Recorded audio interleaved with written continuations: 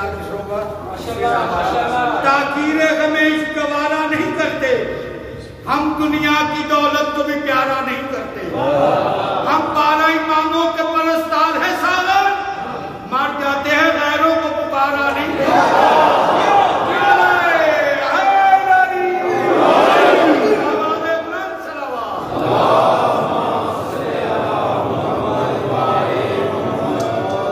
أعوذ بالله السميع العليم من الشيطان اللعين الرجيم، بسم الله الرحمن الرحيم، الحمد لله المعروف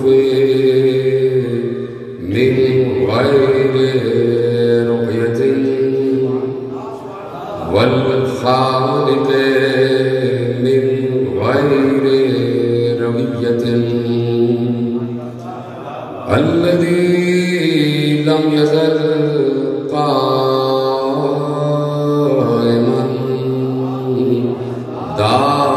دائما إذ لا سماء ذات أبراج ولا ليل داج ولا بحر ساج ولا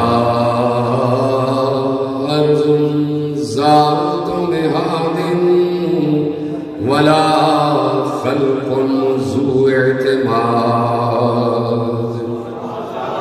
والصلاة والسلام والتحية والإكرام على نبي الرحمة وخازن المغفرة وقائد الخير والبركة ومنقذ العباد من الهلكة، سيدنا ومولانا أبي القاسم محمد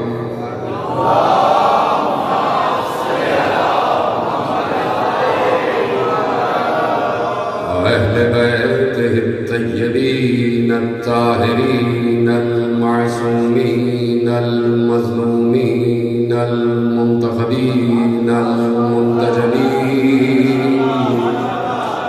الذين أذهب الله عنهم الرجس وطهرهم تطهيرا.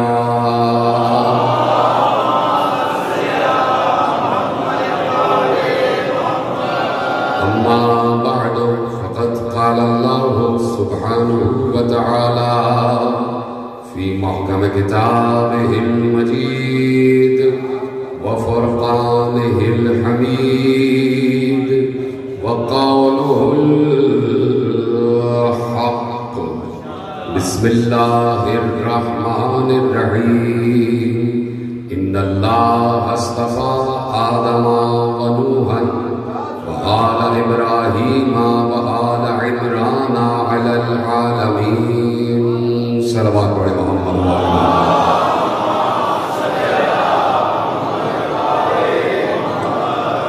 پروردگار عالم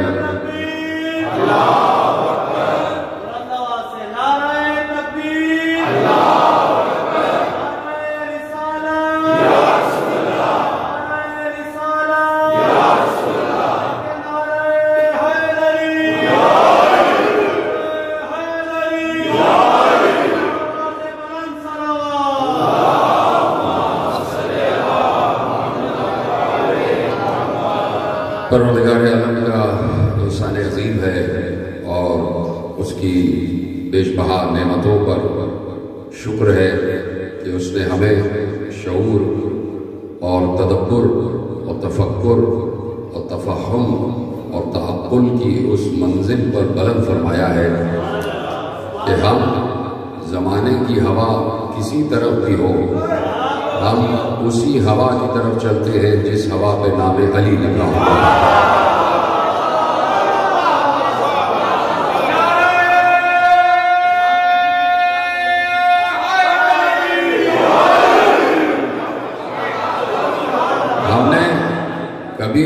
1400 برس کی تاریخ میں دنیا کے منتخب کیے ہوں پر یقین نہیں رکھا، اس لیے کہ ہم دنیا کے انتخابات پر یقین نہیں رکھتے۔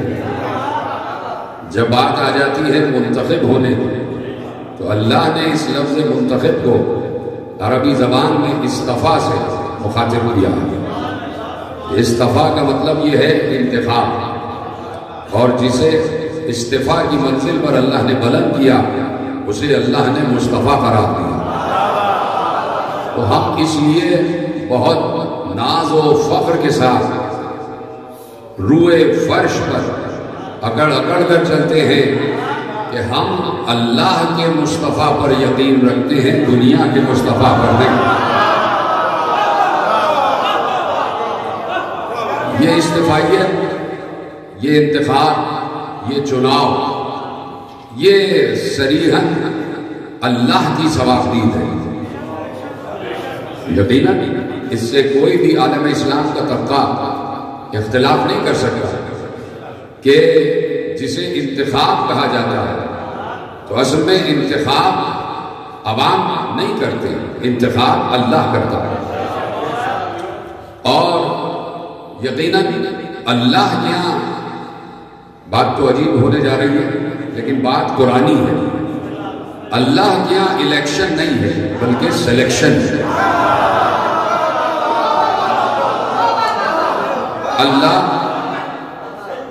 اللہ یقیناً جس کو اس قابل جانتا ہے اسے منتخب کرتا ہے، اور اللہ چونکہ مخلوق پر ان کی ماؤں سے بھی زیادہ رحیم ہے تو اس نے کبھی ایسا چاہا ہی نہیں کہ میرا منتخب کیا ہوا ہو اور ظالم ہو جائے۔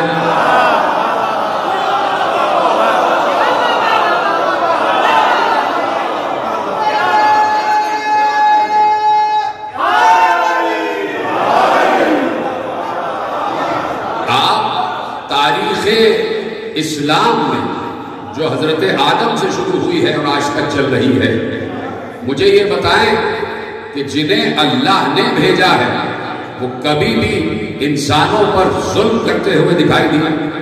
کہیں پر بھی آپ کو نہ آدم میں ظلم نظر آئے گا، نہ حضرت نوح میں ظلم نظر آئے گا، نہ حضرت ابراہیم ظالم نظر آئیں گے، نہ حضرت اسماعیل ظالم نظر آئیں گے، نہ حضرت اسحاق ظالم نظر آئیں گے، نہ حضرت یعقوب میں ظلم ہے، نہ حضرت یوسف میں ظلم ہے، نہ حضرت لوط میں ظلم ہے، نہ حضرت ہود میں ظلم ہے، نہ حضرت صالح میں ظلم ہے، نہ حضرت ادریس میں ظلم ہے، نہ حضرت خضر میں ظلم ہے، نہ حضرت الیاس میں ظلم ہے، نہ حضرت صالح میں ظلم ہے، نہ حضرت ایوب میں ظلم ہے، نہ حضرت ہود میں ظلم ہے، نہ حضرت موسیٰ میں ظلم ہے، نہ حضرت عیسیٰ میں ظلم ہے۔ تو یہ سب کے سب اللہ کے بنائے ہوئے ہیں تو ظالم نہیں ہیں۔ اور جب اللہ نے اپنا کلیدی انتخاب دنیا کے حوالے کرنا چاہا، کہا اب قیامت تک ہمارا ہی منتخب کیا ہوا چلے گا، اب جسے ہم بھیج رہے ہیں وہ کسی مکے کے لیے رحمت نہیں بلکہ عالمین کے لیے رحمت ہے۔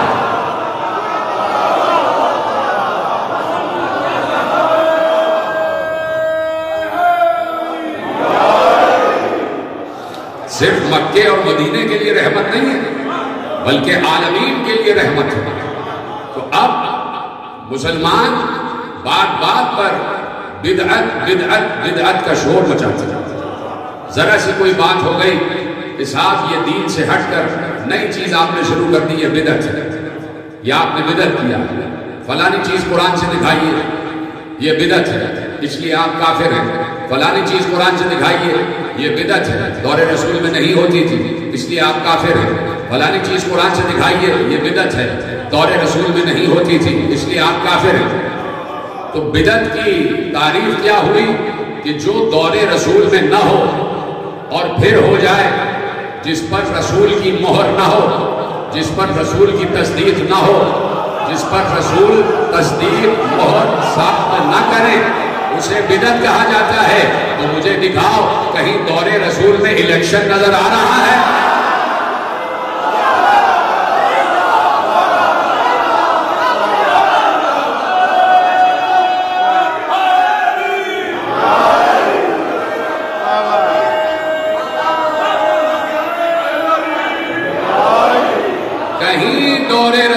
इलेक्शन है।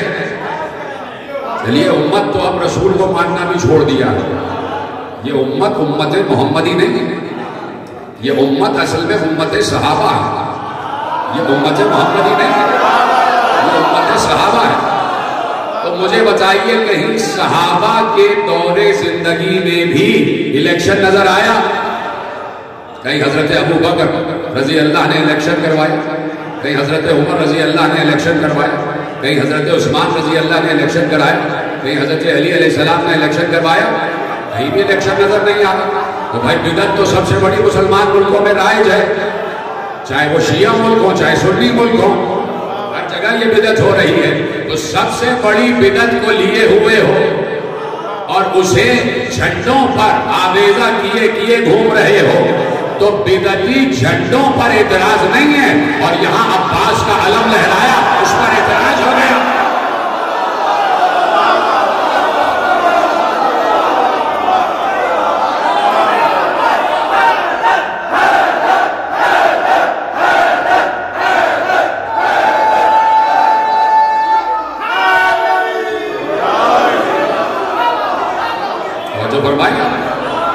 अब सूरत यह है कि अल्लाह ने इस्तिफाइयत मुकर्रर कर दी और कुरान में बार बार अल्लाह ने कई मकामात पर लफ्ज़ इस्तिफा इस्तेमाल किया।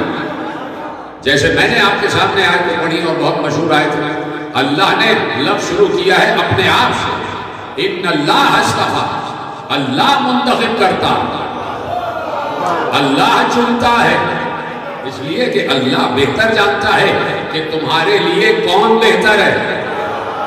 बहुत बड़ा जुमला मैंने आपके हवाले किया।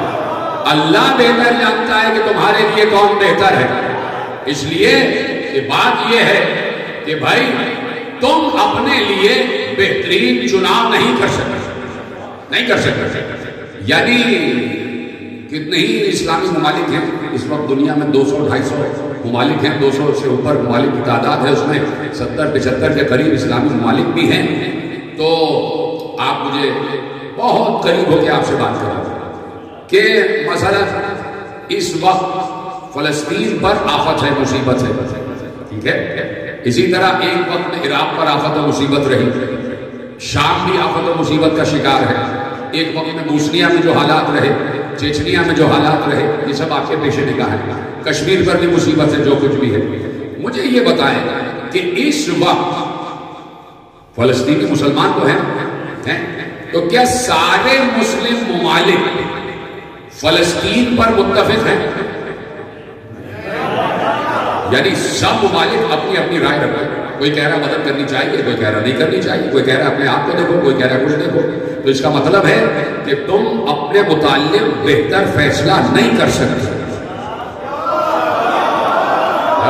मैंने तो बड़ी सामने की मिसाल दी है कि अगर मुसलमान के पास या इंसान के पास ये कुव्वत इदराक होती कि वो अपने मुताल्लिक बेहतर फैसला कर सकता होता, तो अल्लाह इंतखाब हिदायत का, हादी का या लीडर का या रहबर का हर इंतखाब इंसानों पर छोड़ देता। और इसलिए छोड़ देता, खुदा न खास्ता अगर अल्लाह जालिम होता तो अल्लाह तुमसे कहता अपना हादी खुद चुन लो, लेकिन अल्लाह रहीम है, वो चाहता है कोई रहीम ही भेजा जाए। बेहतर समझता है कि तुम्हारे लिए कौन बेहतर रहेगा। उसने बेहतर जाना कि आदम बेहतर रहेंगे। आदम मसला ये है कि एक इंटरनेशनल पूरा एक थ्योरी बन गई है, पूरा सिस्टम बन गया है, तो उस सिस्टम के तहत काम तो करना है क्योंकि चल रहा है। मैं ये नहीं कहता, कंडेम नहीं करता, लेकिन ये कि बहरहाल जब बात कंट्रास्ट की आ जाती है, जब बात मेरा सिर्फ स्टांस ये है कि जब बात बिदअत की आती है तो सिर्फ लाहो मातम को बिदअत ना कहा कर, इलेक्शन को भी बिदअत कहा कर। हमारा स्टांस ये है कि जब बिदअत ही है तो फिर जब बिदअत है तो फिर सब बिदअत ही है।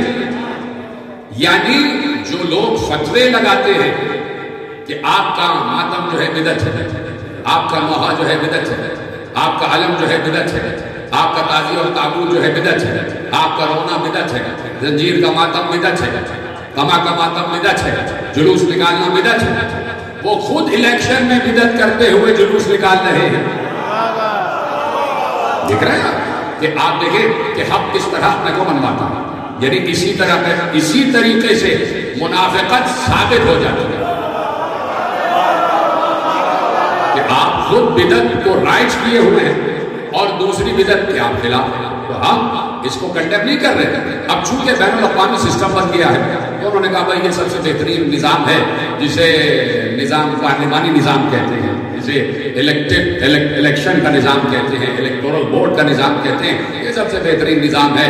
ہم صدارتی نظام کو بھی قبول نہیں کرتے, ہم فلانے نظام کو بھی قبول نہیں کرتے, ہم پارلیمانی نظام کو قبول کرتے ہیں. چلیے ٹھیک ہے, اگر اس سے عوام کے مسائل حل ہو رہے ہیں, اگر پارلیمانی نظام سے عوام کے مسائل حل ہو رہے ہیں تو ٹھیک ہے, پارلیمانی نظام لے آئیے. اور اگر 70 برس 76 برس اس پارلیمانی نظام نے آپ کو کچھ دیا ہی نہیں ہے تو اس سے بہتر تو آمریت ہے. آپ چپ ہو جاتے ہیں بھائی. دیکھیے آپ چپ ہوئے تو میں ثابت کروں گا اللہ الیکشن کو پسند نہیں کرتا.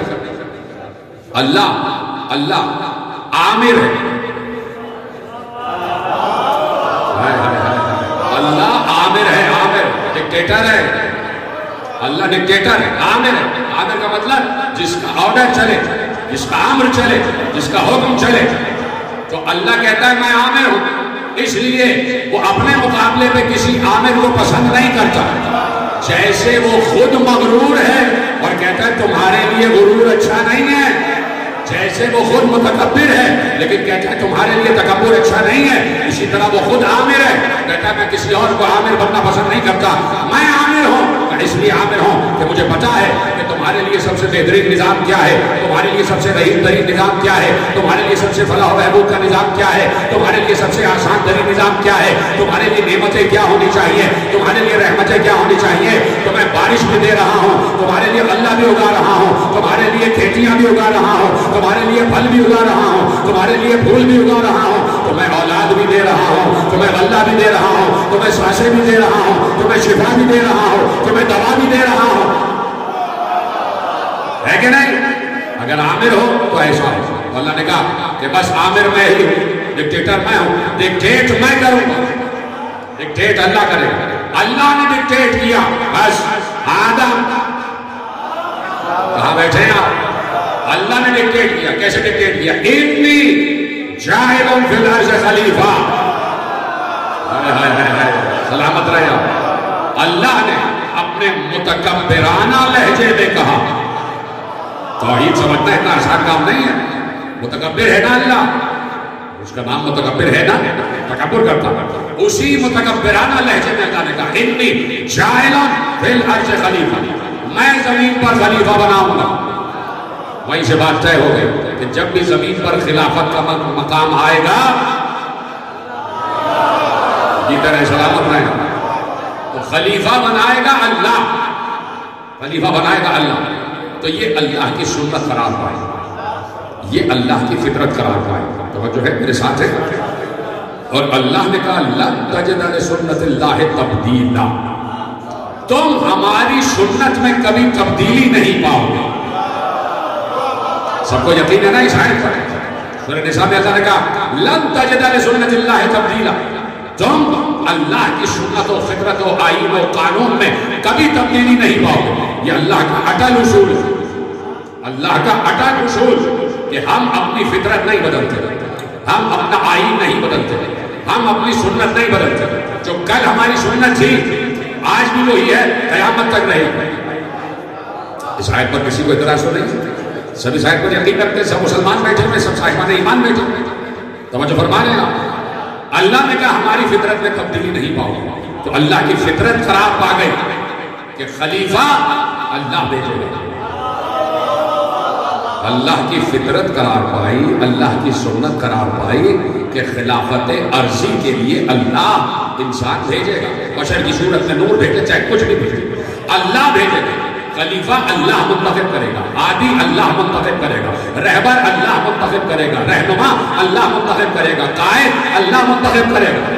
جو بھی کہہ لیجیے آپ, وہ اللہ منتخب کرے گا. تو اللہ نے اپنی سنت نہیں بدلی, آدم کو بھیجنے والا بھی اللہ، نوح کو بھیجنے والا بھی اللہ. یعنی جب تک زمین پر، کاش کے جملہ میرا پہنچ جائے، اور بڑا اہم ترین جملہ آپ کے حوالے کر رہا ہوں، یعنی جب تک زمین پر انسان باقی ہے تب تک انسان کو خلافت الہیہ کی ضرورت ہے، اور تب تک اللہ کی سنت یہی قائم رہے گی کہ ہم ہادی بھیجیں گے، ہم خلیفہ بھیجیں گے. تو اللہ کی سنت بدلی نہیں. آدم کے بعد اللہ کی سنت نہیں بدلی. نوح بھی اللہ کی طرف سے آیا، نوح کے بعد اللہ کی سنت نہیں بدلی. ابراہیم بھی اللہ کی طرف سے آئے، ابراہیم کے بعد بھی اللہ کی سنت نہیں بدلی. موسیٰ اللہ کی طرف سے آئے، موسیٰ کے بعد بھی اللہ کی سنت نہیں بدلی. عیسیٰ اللہ کی طرف سے آئے، عیسیٰ کے بعد بھی اللہ کی سنت نہیں بدلی. مصطفیٰ اللہ کی طرف سے آئے. تو اب مجھے بتاؤ، کہیں مصطفیٰ نے جاتے جاتے کہا ہو کہ اللہ یہ کہہ رہا تھا کہ میری سنت نہیں بدلتی، اب اللہ کہہ رہا ہے میری سنت بدل جائے گی، اب جسے چاہنا بنا لے.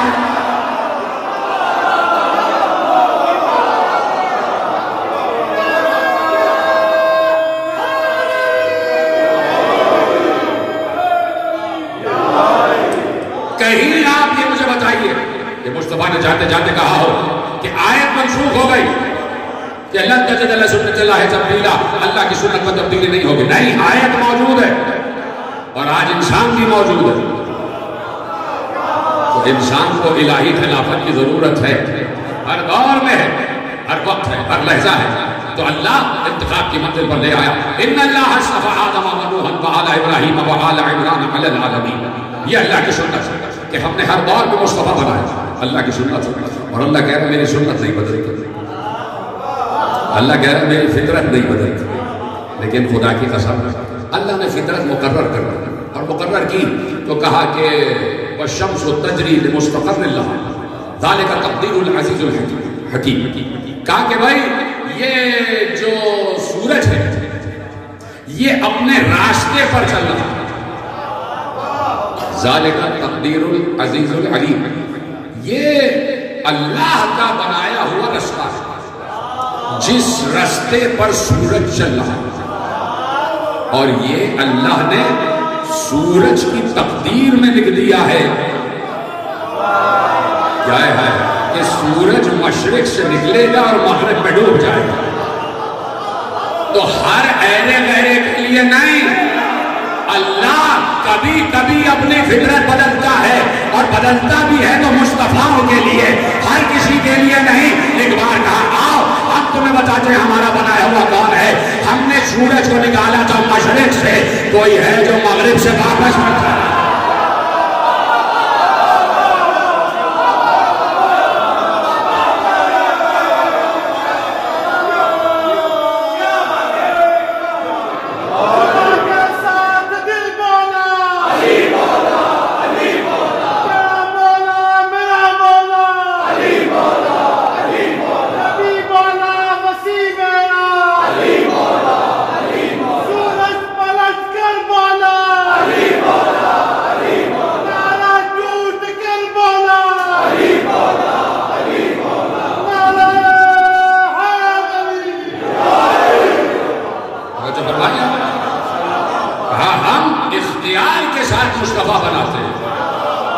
مصطفیٰ کا مطلب ہی اختیار ہے.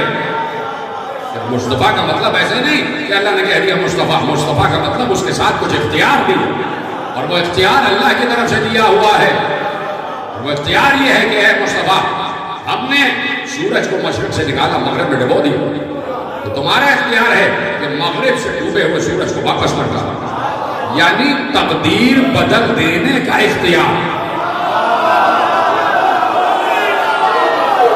تقدیر بدل دینے کا اختیار. ذالک تقدیر العزیز العلیم، ذالک تقدیر العزیز العلیم. یہ اللہ کی بنائی ہوئی تقدیر تھی جو سورج کی تقدیر میں لکھ دی گئی تھی. تو مصطفیٰ نے سورج کی تقدیر کو بدلا. وہ تقدیر جو اللہ نے لکھی تھی، اللہ کی لکھی ہوئی تقدیر تھی، تو اللہ کی لکھی ہوئی تقدیر کو بدلنے کا اختیار اللہ ہی کی طرف سے مصطفیٰ کے پاس ہے. ہمارا یہ عقیدہ نہیں ہے کہ کوئی مصطفیٰ اور اللہ کا ٹکراؤ ہو رہا کہ اللہ کچھ اور چاہتا ہے اور یہ کچھ اور چاہتے ہیں. نہیں، یہ وہی چاہتے ہیں جو وہ چاہتا ہے، اور وہ وہی چاہتا ہے جو یہ چاہتے ہیں. یہاں کوئی ٹکراؤ نہیں ہے. یہاں جو کام بھی ہو رہا ہے اس کی مرضی سے ہو رہا ہے, اس کے اذن سے ہو رہا ہے. یہ بات تو طے شدہ ہے نا کہ سورج واپس پلٹایا گیا. 3 تاریخ میں 3 مرتبہ سورج واپس پلٹایا گیا. 3 مرتبہ. ایک جناب موسیٰ کے وسیع جناب یوشع بن نون نے لکھا ہوا ہے تاریخ انبیاء میں, جناب یوشع بن نون نے سورج کو ٹھہرایا. ٹھہرا رہے اس لیے کہ میں اللہ کا امر انجام دے رہا ہوں. پوری تفصیل ہے تو پھر کبھی عرض کریں گے کہ جب ارمیہ میں جنگ ہو رہی تھی اور دشمنوں کو جناب یوشع بن نون مار رہے تھے, تو اب جناب یوشع بن نون کے ساتھ بنی اسرائیل ہے نا, سارے بنی اسرائیل یہودی, تو یہودیوں کا جو متبرک دن ہے وہ ہفتہ ہے. ہمارا جمعہ ہے اور عیسائیوں کا اتوار ہے. یہودیوں کا جو متبرک دن ہے وہ ہفتہ ہے, اور جمعے کو یعنی 6 مہینے ارمیہ کا محاصرہ رکھا جناب یوشع بن نون نے, اور قلعے پہ حملہ کیے جا رہے تھے. ایک مرتبہ قلعے کی دیوار ٹوٹی, فصیل ٹوٹی, اور یہ جناب یوشع کا جو لشکر تھا وہ داخل ہو گیا, اور پھر قتل عام شروع ہو گیا, اور یعنی تلوار چلنا شروع ہو گئی. ہفتے کا دن طلوع ہوا, اور طلوع ہوتے ہوتے مغرب کی ساعت قریب آ گئی, اور چند دشمن رہ گئے. اور جناب یوشع کو یہ بھی معلوم ہے کہ جیسے ہی سورج غروب ہوگا ہفتہ لگ جائے گا, اور پھر یہ ہفتہ بنی اسرائیل کے لیے متبرک دن ہے, یہ تلواریں پھینک دیں گے, پھر یہ جنگ نہیں کریں گے اور دشمن بچ کے بھاگ جائے گا. تو ڈوبے ہوئے سورج سے کہا واپس پلٹا, اس وقت تک نہ ڈوبنا جب تک میں نہ کہہ دوں. دوسری مرتبہ سورج واپس پلٹایا میرے مصطفیٰ نے کہ مصطفیٰ زانوِ علی پر سر رکھے ہوئے, مصطفیٰ زانوِ علی پر سر رکھے ہوئے. سر مصطفیٰ کا سر, یہ سر معمولی سر نہیں, یہ فرق عالمین ہے, یہ سر سر عالمین ہے, یہ سر سر عالمین. اس میں پوری کائنات کی رحمت ہے, اس میں پوری کائنات کی عظمت ہے, اس میں علم الہی ہے, اور وہ علم الہی زانوِ مرتضیٰ پر, وہ علم الہی زانوِ مرتضیٰ پر. تو میں کیوں نہ کہہ دوں کہ علم رسول کے لیے منبر ہے زانوِ مرتضیٰ, علم رسول کے لیے منبر ہے زانوِ مرتضیٰ. مرتضیٰ کے زانو میں سر ہے اور آنکھ بند ہے, وحی کا نزول ہو رہا, وحی کا نزول ہو رہا. جب وحی کا نزول ہو رہا ہے تو یہ عبادتوں میں سب سے بڑی عبادت نماز کی کیا اہمیت ہے سوائے اس کے کہ آپ اللہ کی بارگاہ میں ہوتے ہیں. یہی تو اہمیت ہے نا نماز کی, کہ آپ اللہ کی بارگاہ میں, تو اس لیے نماز کا بڑا احترام, نماز کی بڑی اہمیت ہے. تو اس وقت رسول اللہ کی بارگاہ میں ہے, اور علی بھی رسول کی بارگاہ میں ہے. گویا مصطفیٰ و مرتضیٰ دونوں اللہ کی بارگاہ میں. مصطفیٰ کی عبادت یہ تھی کہ وہ وحی سن رہے تھے, اور مرتضیٰ کی عبادت یہ تھی کہ وہ صاحب وحی کو لیے بیٹھے تھے, وہ صاحب وحی کو لیے بیٹھے تھے. تو مصطفیٰ بھی عبادت میں مصروف, مرتضیٰ بھی عبادت میں مصروف. اور مرتضیٰ کو معلوم ہے کہ چاہے کتنا ہی بڑا کوئی وقت کیوں نہ آ جائے, سب سے بڑی اطاعت سب سے بڑی اطاعت احترام ہے مصطفیٰ, خیال آرام ہے مصطفیٰ, چاہے نماز کا وقت ہی کیوں نہ نکل جائے. علی نے نماز کے وقت نکلنے کی پرواہ نہیں کی, یعنی جب اللہ و رسول محض گفتگو ہیں تو اس وقت نماز کا وقت بھی آ جائے تو نماز نہیں پڑھی جائے گی.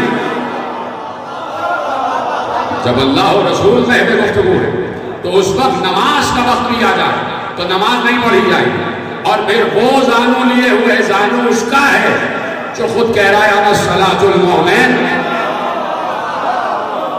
دیکھ رہے کہ نماز نہیں پڑھی گئی, اس لیے کہ اللہ اور رسول محض گفتگو ہے, یعنی ذکر ہو رہا ہے, یہی سے بات ثابت ہو گئی کہ جب ذکر ہو رہا ہو تو ذکر کی اہمیت زیادہ ہے. اللہ اور رسول کا گفتگو. علی خاموش بیٹھے ہوئے, رسول کی آنکھ کھلی, رسول نے دیکھا سورج ڈوب گیا, سورج ڈوب گیا. اب کوئی یہ نہ کہے کہ علی سے نماز قضا ہو گئی. علی کی نماز یہی تھی جو علی ادا کر رہے تھے. اقیم الصلاۃ, اقیم الصلاۃ, قیام صلاۃ ہے, قیام صلاۃ یعنی نماز قائم کرے. نماز کا قیام یہ ہے کہ مصطفیٰ کا احترام باقی رہے, مصطفیٰ کا احترام باقی رہے. نماز کا قیام یہ ہے کہ احترام مصطفیٰ باقی رہے. بھائی قرآن نے کہہ دیا مصطفیٰ کی آواز سے اپنی آوازوں کو بلند نہ کرنا, ایسا نہ ہو کہ تمہارے سارے اعمال حق ہو جائیں. یعنی گستاخ رسول کی کوئی نماز قبول نہیں ہے.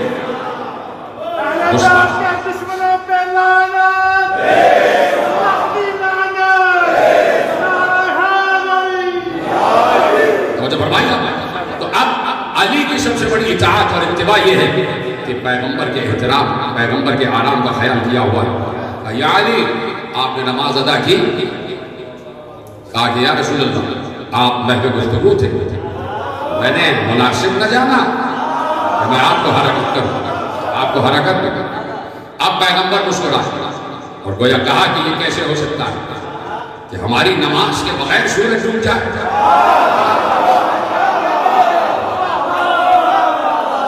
کیا اللہ کو یہ معلوم نہیں تھا کہ جس وقت میں وہی بھیج رہا ہوں یہ نماز کا وقت ہے؟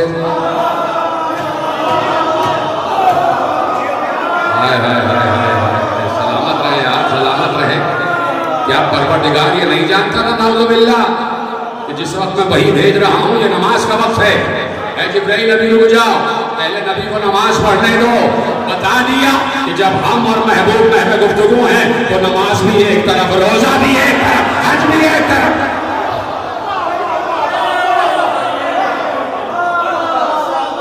پھر نماز نماز نہیں رہتی, پھر کسی چیز کی کوئی اہمیت نہیں ہے.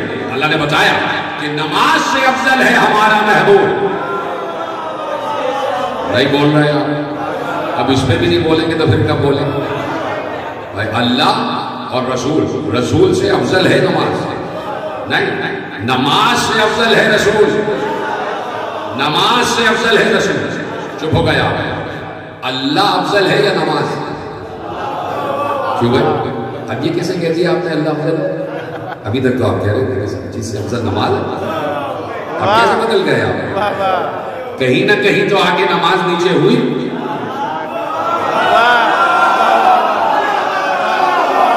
کہیں نہ کہیں آگے تو نماز نیچے ہوئی. رسول نے بتایا کہ صرف یہی نہیں کہ میں نماز سے افضل, میری پشت پر جو بیٹھا ہے وہ بھی.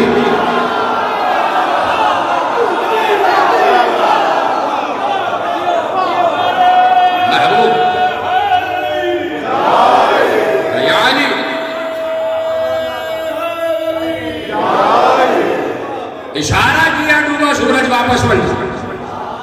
لیکن میرے مکتب کی, میرے علماء نے جو روایت لکھی وہ آپ کے حوالے کروں گا, آپ کی اجازت ہے بھائی. یہ دیکھیے رد شمس, مسجد رد شمس موجود ہے آج بھی, آپ جا کے زیارت کرتے ہیں, جو بھی گیا ہے اسے زیارت کی. مسجد رد شمس حجاز میں موجود ہے. ایک مسجد رد شمس حجاز میں, جس جہاں وہ مقام ہے کہ جہاں سے رسول نے سورج واپس پلٹایا, اور ایک مسجد رد شمس عراق میں ہے کہ جہاں علی نے سورج واپس پلٹایا. مسجد رد شمس دونوں جگہ موجود ہے, دونوں جگہ نشانی موجود ہے. آج بھی مسجد رد شمس موجود ہے. تو اب لکھا گیا کہ مصطفیٰ نے سورج واپس پلٹایا, لکھا ہوا ہے نا روایت میں. لیکن خدا کی قسم جا کے میں اسی لیے اپنے علماء کا احترام کرتا ہوں, بڑی محبت کرتا ہوں ان علماء سے جو از ابتدائے تاریخ اسلام یہاں تک جنہوں نے ایسے ایسے مار کے سر کیے اور ایسے ایسے جماعتیں لکھی. ایک بار کہا یا علی آپ نے نماز پڑھی؟ یا رسول اللہ نے, رسول اللہ نے یہ نہیں کہا کہ بھائی میں نے بھی نماز نہیں پڑھی. وہ رسول کی نماز وہی تھی جو پڑھ رہے تھے اس وقت. بارگاہ خدا میں ہونا ہی رسول کی نماز تھی. اتباع خدا, اطاعت خدا کی منزل پر آنا ہی صلاۃ رسول. تو اب کہا یا علی آپ نے نماز پڑھی؟ کہا یا رسول اللہ آپ کے اتباع میں، آپ کے احترام میں بیٹھا رہا، روزانو بیٹھا رہا. یہ بیٹھنا ہی علی کی عبادت ہے. یعنی گویا علی نے اشارے سے اپنے وقت میں نماز پڑھ لی، اشارے سے نماز پڑھ لی، لیکن جو نماز کی اصل کیفیت ہے، اصل حیت ہے، وہ ادا نہ ہو. تو آپ سنیں گے کہا گیا کہ پیغمبر نے کہا سورج واپس پلٹ جاؤ. ایسے نہیں تھا. پیغمبر بیٹھ گئے اور تمام اصحاب کے ساتھ ساتھ کہ یا علی آپ جائیے اور بالکل اس پہاڑ کے اوپر چڑھ جائیے اور اس پر بلند ہونے کے بعد سورج کو سلام کیجیے، سورج سے گفتگو کیجیے، سورج سے گفتگو کیجیے. علی گئے، علی نے ڈوبے ہوئے سورج کو سلام کیا، ڈوبے ہوئے سورج نے جواب سلام دیا. اور جس مقام پر پیغمبر چاہتے تھے اس مقام پر سورج آ کر ٹھہر گیا. نماز عصر ادا ہوئی، سورج واپس ڈوب گیا، سورج واپس ڈوب گیا. نماز عصر ادا ہو گئی، سورج واپس ڈوب گیا. اور اب دور یہ ہے کہ علی آگے آگے تیز گھوڑا دوڑاتے ہوئے اور پیچھے پیچھے پورا علی کا لشکر. زمانہ گزر گیا اور اب اولی الامر کے احکامات ماننے کی باری ہے، اولی الامر کے امر پر عمل کرنے کی باری ہے. اور اب وہ خلیفہ فی الارض زمین پر آ گیا اور منبر رسول پر بیٹھ گیا کہ جسے اللہ خلافت عرضی عطا کرتا ہے. ایک بار علی جنگ نہروان سے واپس آ رہے تھے، تیز گھوڑا دوڑ رہا تھا. علی آگے آگے گھوڑا دوڑا رہے، پیچھے ہزاروں گھوڑے جو علی کی معیت میں دوڑ رہے ہیں. ایک گرد کا طوفان ہے جو اڑتا جا رہا ہے. علی آگے بڑھتے جا رہے، آگے بڑھتے جا رہے. کسی نے کہا رک جائیے یا علی، نماز کا وقت آ گیا. کہا یہ وہ مقام ہے جو مقام عذاب ہے، یہاں کوئی نبی کا وسیع رک نہیں سکتا. یہ مقام عذاب ہے، یہاں کوئی نبی کا وسیع رک نہیں سکتا. میں آگے بڑھوں گا. لوگ آپس میں چین گولیاں کرنے لگے. دیکھو دیکھو علی خود بھی نماز نہیں پڑھتے اور ہمیں بھی پڑھنے نہیں دیتے. میں تو سمجھ رہا کہ جملہ آپ تک پہنچ جائے گا. کچھ آپس میں کہنے لگے دیکھو دیکھو علی خود بھی نماز نہیں پڑھتے اور ہمیں بھی پڑھنے نہیں دیتے. علی نے کسی کلام کی پرواہ نہ کی. علی تیز دوڑاتے آگے بڑھتے گئے. ایک بار جب وادی مقام عذاب سے آگے بڑھے تو اتنا آگے بڑھے کہ جب وہ وادی مقام عذاب ختم ہوئی تو مغرب کا وقت ہو چکا تھا، سورج ڈوب چکا تھا، عصر کا وقت نکل گیا. علی نے اپنا گھوڑا روکا، سارے گھوڑے رکے. علی گھوڑے سے اترے، اپنے مؤذن کو آواز دی، آؤ جبیریہ بن مسحر اذان دو، اذان دو. اس نے کہا یا علی مغرب کی اذان کہوں؟ کہا مغرب کی نہیں، عصر کی اذان کہو. کہا مغرب کی نیت نہ کرنا، عصر کی اذان کہو. جبیریہ بھی متحیر اور باقی تمام لوگ بھی حیران کہ عصر کی اذان، سورج تو ڈوب چکا ہے اور علی کہہ رہے عصر کی اذان کہو. ادھر عصر کی اذان کا آخری جملہ تھا کہ تمام علی کے چاہنے والے کہتے ہیں ایک بار علی کی زبان کھلی، علی کے ہاتھ بلند ہوئے، علی کی زبان سے نہ معلوم کیسی آواز آ رہی تھی. ایسا لگ رہا تھا کروڑوں پرندے ہیں جو ایک ساتھ بول رہے ہیں. کوئی ہے جو علی کو سمجھے؟ کہ علی کا دہن کھلا اور علی کے دہن سے آواز نکلی. معلوم ہو رہا تھا کروڑوں پرندے ہیں جو ایک ساتھ مختلف بولیوں میں باتیں کر رہے ہیں. کہ ہمیں کچھ سمجھ نہ آیا کہ علی کے دہن سے کیسی آواز نکل رہی ہے. اور جیسے ہی وہ آواز ختم ہوئی ہم نے ایک بار ایسی آواز سنی جیسے منو تنو لوہے کی زنجیر سے کسی لوہے کو کھینچا جا رہا. اور ایک بار ہم نے دیکھا کہ علی اشارہ کرتے جا رہے ہیں، سورج بلند ہوتا جا رہا ہے. جہاں تک علی نے چاہا مقام عصر پر آ کر سورج رکا، علی نے امامت کروائی، نماز ختم ہوئی اور جیسے ہی نماز ختم ہوئی علی نے اشارہ کیا، سورج واپس ڈوبا. اب علی نے کہا او بے یقین جبیریہ اب کہے مغرب کی اذان.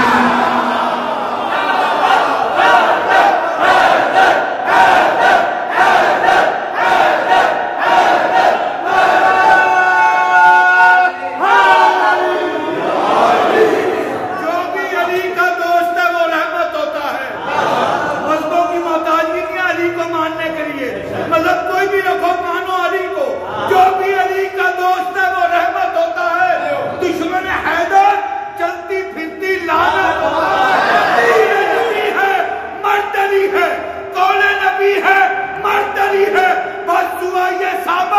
علی کا دشمن داڑھی والی عورت ہوتا ہے.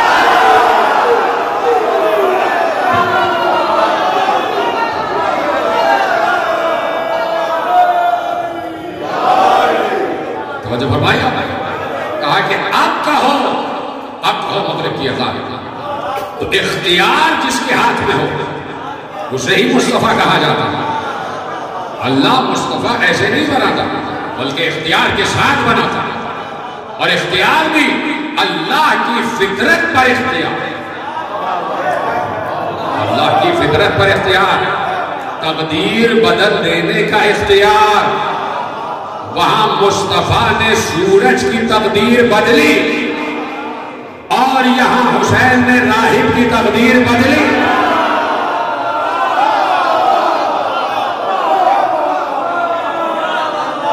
وہاں مصطفیٰ نے سورج کی تقدیر بدلی اور یہاں حسین نے راہب کی تقدیر بدلی.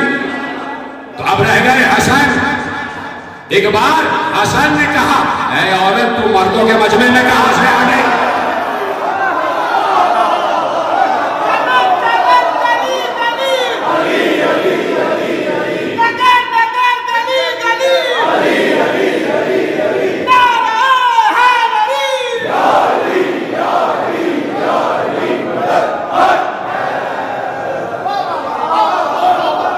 انتخاب ہے اللہ کا.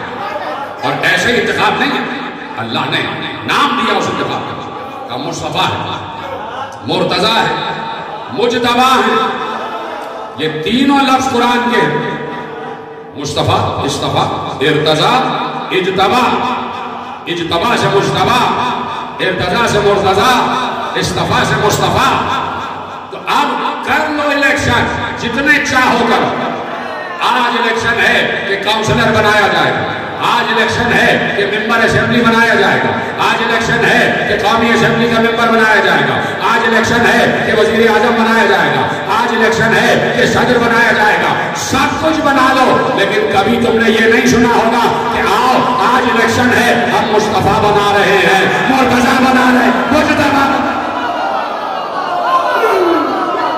کوئی نہیں, کوئی ایسا الیکشن نہیں ہو سکتا جس میں قوم مصطفیٰ بنائے, قوم مجتبیٰ بنائے, قوم مرتضیٰ بنائے. نہیں, مصطفیٰ, مرتضیٰ, مجتبیٰ اللہ بناتا اور پھر انہیں زینت قرار دیتا. توحید کی زینت, زینت توحید. ایسے ہی نہیں علی کا نام اور لقب وجہ اللہ ہو گیا. وجہ اللہ کا کیا مطلب؟ اللہ کا ہماری طرح کا چہرہ تو ہے ہی نہیں. تو علی کے چہرے کو اپنی طرف نسبت دی. کہا یہ توحید کا چہرہ ہے, یعنی اس سے سیکھنا کہ توحید ہے کیا. علی سے سیکھنا کہ توحید کیا ہے. یہ وجہ اللہ ہے, یعنی یہ تمہیں اللہ کی طرف لے کے آئے گا. وجہ اللہ کا مطلب یہ نہیں ہے کہ اللہ ہوگا علی. وجہ اللہ کا مطلب ہے اللہ کی طرف لے کے آئے گا. تو اللہ کی طرف وہی لائے جو اللہ سے ملا ہوا ہو, جو اللہ کی طرف. تو علی وجہ اللہ, علی اللہ کے اس عقیدہ توحید کی زینت, عقیدہ توحید کی زینت ہے علی. اور اللہ نے علی کے چہرے کو اپنا چہرہ کہا. اسے معلوم تھا کہ یہ لوگ اپنے اپنے حسن پر بڑا اترائیں گے. ان کا حسن بھی تو ہم ہی نے دیا ہے, انسانوں کو بھی تو اللہ ہی نے حسن دا. تو اللہ نے کہہ دیا ان اللہ جمیل یحب الجمال, اللہ حسین ہے اور حسن کو پسند کرتا ہے. تو مجھے بتائے کوئی مولوی, کوئی ملا کہ اللہ کتنا حسین ہے. سب کے بڑے تعلقات ہیں نا اللہ سے, کہ اس کے علاوہ کسی اور تعلق کو ماننے کی ضرورت ہی نہیں, کہتے تیاری نہیں ہے. اللہ سے بڑے اچھے مراسم میں آپ ذرا یہ بتائیے اللہ کتنا حسین ہے. مجھے کوئی بتائے اللہ کتنا حسین ہے. وہ کہہ رہا ہے ان اللہ جمیل یحب الجمال, اللہ حسین ہے اور حسن کو پسند کرتا ہے. آپ اگر تمہیں نہیں پتا تو ہم سے پوچھو اللہ کتنا حسین ہے. اللہ سے زیادہ کوئی حسین نہیں, اللہ سے زیادہ کوئی حسین نہیں. آپ مجھ سے اگر کسی کے حسن کی تعریف کریں تو میں اس وقت تک یقین نہیں کروں گا جب تک اپنی آنکھوں سے اس کا چہرہ نہ دیکھوں. اللہ مسلسل کہہ رہا ہے میں حسین ہوں، میں حسین ہوں، میں حسین ہوں۔ آدم کے دور میں بھی کہا، نوح کے دور میں بھی کہا، ابراہیم کے دور میں بھی کہا، موسیٰ کے دور میں بھی کہا، عیسیٰ کے دور میں بھی کہا میں حسین ہوں، میں حسین ہوں، میں حسین ہوں۔ ہر دور میں انسان کہتا رہا تو کتنا حسین، کتنا حسین، کتنا حسین۔ ایک بار علی کا چہرہ دکھا کر کہا اتنا حسین۔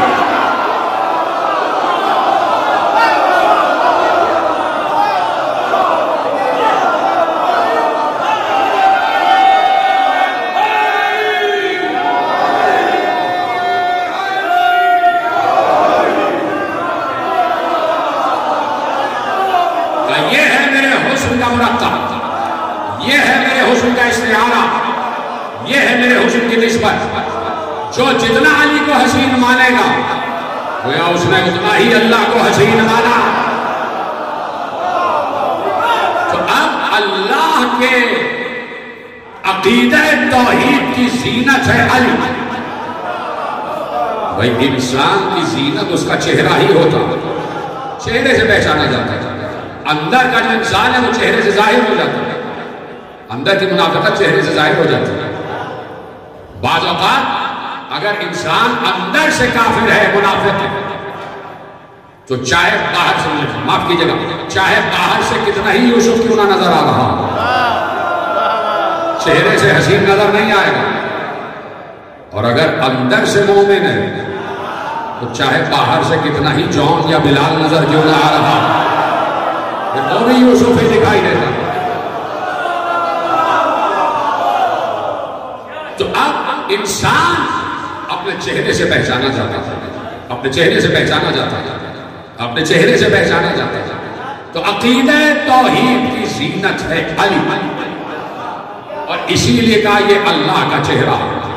علی کو کہا اللہ کا چہرہ، علی کو کہا اللہ کا چہرہ، علی کو کہا اللہ کا چہرہ، علی کو کہا اللہ کا چہرہ، علی کو کہا اللہ کا چہرہ۔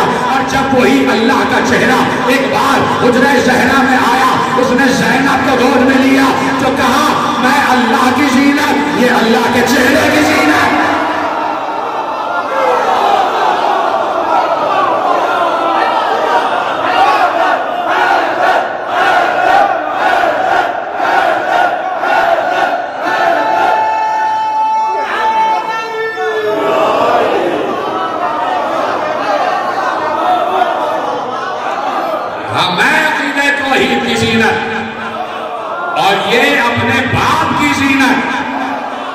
یعنی وجہ اللہ کی زینت کو زینب کہتے ہیں، زینب اپنے باپ کی زینت۔ اور لا تعریف اسلام کوئی خاتون لا جو اپنے باپ کی زینت بن جائے۔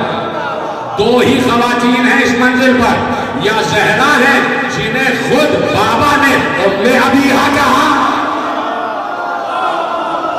یا علی ہے جنہیں خود، جو زینب ہے جنہیں خود علی نے زینب کہا، اور علی نے نہیں کہا معاف کیجئے گا، اللہ نے زینب کا نام زینب رکھا، یہ اللہ کی طرف سے نام اترا ہے، یہ زینب ہے، یہ اپنے باپ کی زینت ہے، نام پوشیدہ ہے۔ ابھی گاڑی میں بات ہو رہی تھی اور سمارو صاحب نے بھی کہا، بات ہو رہی تھی، گفتگو ہو رہی تھی، اور میرے شاگرد حسن رضا آپ بھی بیٹھے کہ بات یہ ہو رہی تھی، نام بیویوں کے آج بھی پوشیدہ، یہ سب القابات ہیں۔ زینب لقب ہے بیوی کا، نام پوشیدہ، نام چھپا ہوا، نام اللہ جانتا ہے یا اللہ والے جانتے ہیں۔ توجہ فرمائیے، اسی بیوی کا اصل نام بھی پوشیدہ، سیدہ عالمین کا اصل نام بھی پوشیدہ، اس لیے جو بیوی پر درود پڑھا جاتا ہے نا، درود فاطمیہ، وہ کیا ہے؟ اللہم صلی علی فاطمہ و ابیہا و بعلہا و بنیہا و ذل المستودع فیہا بعدد ما احاط بہ علمک۔ پروردگار درود بھیج فاطمہ پر، ان کے باپ پر، ان کے شوہر پر، ان کے بچوں پر، اور ان کے اندر جو ایک راز چھپا ہوا ہے، ذل المستودع فیہا بعدد ما احاط بہ علمک۔ اور یہ ایسا درود ہے کہ کوئی بھی کڑی سے کڑی مشکل ہو، 530 مرتبہ یہ درود پڑھے اور بیوی سے توسل کرے، ہر مشکل حل ہو جائے گی۔ اللهم صل على فاطمة وأبيها وبعلها وبنيها والسر المستودع فيها بعدد ما أحاط به علمك. ریکارڈ ہو گیا اور اس سے آپ سن لیجیے گا. توجہ فرمائی آپ نے. تو نام پوشیدہ لقب سامنے آ گیا. وہ ہے سیدہ, یہ بھی سیدہ. وہ صدیقہ, یہ بھی صدیقہ. ماں طاہرہ, بیٹی بھی طاہرہ. ماں عابدہ, بیٹی بھی عابدہ. ماں زاہدہ, بیٹی بھی زاہدہ. ماں صالحہ, بیٹی بھی صالحہ. توجہ فرمائی.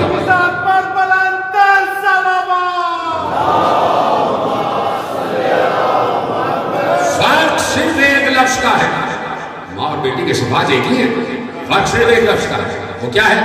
وہ صدیقہ کبریٰ ہے, یہ صدیقہ صغریٰ ہے. وہ سیدہ ہے, یہ سیدہ صغریٰ ہے. وہ زہرا ہے, یہ ثانیہ زہرا ہے. توجہ فرمایا. تو اب وہی تسلسل ہے, وہی تسلسل ہے جو ماں کے صفات کا تسلسل ہے, وہی بیٹی میں آئے. یہ بالکل وہی فرق ہے کہ جیسے علی دونوں ہیں, فرق یہ ہے کہ ایک اکبر ہے, ایک اصغر ہے. ایک اکبر ہے, ایک اصغر ہے. ویسے ہی سیدہ دونوں ہیں, صدیقہ دونوں ہیں, طاہرہ دونوں ہیں. ایک اکبر ہے, ایک اصغر ہے. ایک کبریٰ, ایک صغریٰ. باقی تمام صفات وہی. تبھی جب زہرا دربار میں خطبہ دینے آئی تو 5 برس کی زینب کے ساتھ ہے. یہ جملہ بہت رونے کے لیے کافی تھا. تو سادات بیٹھے ہیں خصوصاً کہ جب سادات کی ماں حضرت زہرا سلام اللہ علیہ دربار میں آئی ہیں, مسلمانوں کو دربار میں آنا پڑا رسول کی بیٹی کو, ساتھ میں 5 برس کی زینب بھی ہے. دونوں ماں بیٹیاں مکنے میں ملبوس, چادر میں ملبوس, مکنا پہنا ہوا ہے. چادر تطہیر زہرا کے سر پر ہے. جس چادر میں آئے تطہیر اتری ہے وہ زہرا کے سر پر ہے, اور اسی کا ایک گوشہ زینب کے سر پر ہے. زینب بھی برقعے میں ملبوس ہے, مکنے میں ملبوس ہے. ماں کا دامن پکڑے ہوئے زینب ماں کے ساتھ بالکل ملحق کھڑی ہوئی ہے, اور ماں کو اونچی اونچی نگاہ کر کے دیکھتی ہیں کہ اب ماں رو رہی ہے. ختم کر دیتا ہوں بات, یہ جملہ رونے کے لیے کافی تھا. نگاہ بلند کر کے زینب دیکھتی ہے کہ میری اماں خطبہ دیتے دیتے رو رہی ہے. زینب پر اس وقت قیامت گزر گئی کہ جب زہرا نے روتے ہوئے چیخ مار کر ایک جملہ کہا, سنو اے اہل دربار, تم جانتے ہو نا میں فاطمہ ہوں. اور یہ بھی سنو, زہرا نے روتے ہوئے کہا, یہ بھی سنو میں کبھی جھوٹ نہیں بولتی. اجر و کمال اللہ. جنہیں رونا نہیں آتا وہ آنسوؤں کا انتظار نہ کریں, وہ ہائے کہتے رہے, اپنی زبان سے ہائے کہتے رہے. آپ کے آنسو نہیں آنے پرواہ نہ کرنا, کوئی مسئلہ نہیں ہے اگر آنسو نہیں آ رہے. آنسوؤں پر اختیار نہیں ہوتا, لیکن زبان پر تو اختیار ہے. ہائے تو کہہ سکتے ہو, کم از کم سینے پہ تو ہاتھ مار سکتے ہو. اماں کہہ رہی ہیں میں کبھی جھوٹ نہیں بولتی. زہرا کا پورا خطبہ زینب کو یاد تھا. جو زہرا نے خطبہ دیا تھا نا, زینب کا پورا خطبہ لمحہ یاد تھا. پورا وہ خطبہ جو خطبہ فدقیہ کہلاتا ہے, زینب کو ازبر تھا, اور آل محمد کے ہر بچے کو یہ خطبہ فدق ازبر تھا. میرے عزیزوں, کنیزیں بھی ساتھ تھی, ام ایمن بھی ساتھ ہیں, فضہ بھی ساتھ ہیں, ام سلمہ بھی ساتھ ہیں, اسماء بنت امیس بھی ساتھ ہیں. کنیزوں کے جلو میں زہرا بھرے دربار میں آئی, مگر عالم یہ تھا کہ کنیزوں کے سر پر بھی ردا تھی. کنیزیں بھی مکنا, کیا پڑھ رہا ہوں اور ابھی بھی آپ گریہ نہیں کر رہے, کنیزیں بھی مکنا پہنے ہوئے تھی. ایک بار اب میں سوال کروں شہزادی سے, سیدہ عالمین سے سوال کروں, بنت رسول سے سوال کروں, اے بی بی آپ تو آ گئی دربار میں, یہ 5 برس کی زینب کو کیوں ساتھ لائی, یہ 5 برس کی اپنی بیٹی کو کیوں ساتھ لائی؟ تو شاید یہی جواب آئے کہ میں چاہتی تھی کہ زینب کو پتہ چل جائے کہ دربار میں کیسے آیا جاتا ہے, دربار میں کیسے خطبہ سنایا جاتا ہے. ختم ہو گئی بات. ارے زہرا نے اتنا طویل خطبہ دیا, کھڑے خطبہ دیا, کسی نے ایک جام آب بھی نہ بھیجا. کہ اے بنت رسول اتنی دیر سے خطبہ دے رہی ہیں، آپ کا گلا خشک ہو گیا ہوگا، چند قطرے پانی کے پی لیں۔ کسی نے ضیافت نہ کی، کسی نے کرسی تک نہ دی بیٹھنے کے لیے۔ بنت رسول کھڑے کھڑے خطبہ دے رہی تھی، ایک خطبہ دیا، بی بی تھک گئی۔ کیا ہائے نہیں کہہ سکتے آپ؟ ایک خطبہ دیا، رسول کی بیٹی تھک گئی، اپنے قدموں پہ کھڑے نہ رہا گیا، لرز رہے تھے زہرا کے قدم۔ ایک طرف سے تیزی سے فضا آگے بڑھی، ایک طرف سے اسما بنت امیس آگے بڑھی، بی بی کو سہارا دیا، بی بی نے کاندھے پر ہاتھ رکھا اور بی بی آہستہ آہستہ چلتی ہوئی اپنے بابا کی قبر پر آ گئی اور آ کر کہا صبت علیہ مصائب اللہ ونہا، صبت علیہ مسن لیالیا، اور اٹھا کر بی بی کو اس کے حجرے میں لے جایا گیا۔ ختم ہو گئی بات۔ میں کہوں گا اے بی بی فاطمہ زہرا، آپ نے ایک خطبہ دیا اور آپ کھڑے کھڑے تھک گئی، ذرا کربلا میں آئیے، کربلا سے کوفے، کوفے سے شام تک ہر بازار میں خطبہ، ہر دربار میں خطبہ، ہر جگہ خطبہ، کھڑے کھڑے خطبہ زینب نے دیا۔ ارے زینب تھکی نہیں، اور اے بی بی ہاتھ جوڑ کر آپ کی خدمت میں عرض کرتا ہوں، جب آپ دربار میں آئی تھی تو سر پر چادر تھی، ارے زینب آئی تو ہاتھ بدے ہوئے، سر پر چادر نہیں۔ اجروں کو بر اللہ، اجروں کو بر اللہ، چاہتا تو یہی چھوڑ دیتا، لیکن عمر یہ ہے، مجھے عمر یہ ہے کہ کوئی جملے اور آپ کے خدمت میں ہدیہ کیے جائے۔ میری مائیں بہنیں گریہ کر رہی ہے، ارے ہر مقام پر زینب نے خطبہ دیا، لیکن سر پر چادر نہیں ہے، مکنا نہیں ہے، ہاتھ پسے کچھ بدے ہوئے ہیں، اور ایک بیمار بھتیجا آگے آگے ہے، وہ سب کے سامنے صرف ایک بات کے لیے ہاتھ پھیلا رہا ہے، ارے کسی کے پاس چادر ہو تو دے دو، کسی کے پاس چادر ہو تو دے دو، میری پھوپھی کا سر، میری ماں کا سر، میری بہن سکینہ کا سر کھلا ہوا ہے، اور یہ زینب دیکھ رہی ہے، اور ساتھ میں وہ سر بھی دیکھ رہا ہے جو کٹا ہوا ہے اور نو کے سنا پر ہے، وہ سر بھی دیکھ رہا ہے جو کٹا ہوا ہے اور نو کے سنا پر ہے۔ بہت سے سر کٹے اور نو کے سنا پر آ گئے، حسین کا سر سب سے پہلے نو کے سنا پر آیا، علی اکبر کا سر بھی نو کے سنا پر، اور یہاں تک کہ 6 مہینے والے کا سر بھی نو کے سنا پر، آن کا سر بھی نو کے سنا پر، محمد کا سر بھی نو کے سنا پر، قاسم کا سر بھی نو کے سنا پر، حبیب ابن مظاہر کا سر بھی نو کے سنا پر، ہر صحابی کا سر نو کے سنا پر۔ اب سب دیکھ رہے تھے کہ ان میں ایک سر کم ہے، ارے حسین کا سپہ سالار عباس، بس آخری جملے تقریر، سب کہہ رہے ہیں حسین کا علمدار عباس، اس کا سر نظر نہیں آ رہا، تو کسی نے آخر تفتیش کی کہ عباس کا سر نو کے سنا پر کیوں نہیں ہے، تو بتانے والے نے بتایا ارے ہم ہر بار عباس کا سر نو کے سنا پر بلند کرتے ہیں، بار بار سر زمین پر گر جاتا ہے۔ ارے زین العابدین نے کہا میرے چچا کا سر نو کے سنا پر بلند نہیں ہوگا، اس لیے کہ زینب کا سر کھلا ہوا ہے، کلثوم کا سر کھلا ہوا ہے۔ الا لعنۃ اللہ علی القوم الظالمین فسيعلم الذين ظلموا أي منقلب ينقلبون۔ ماتم حسین۔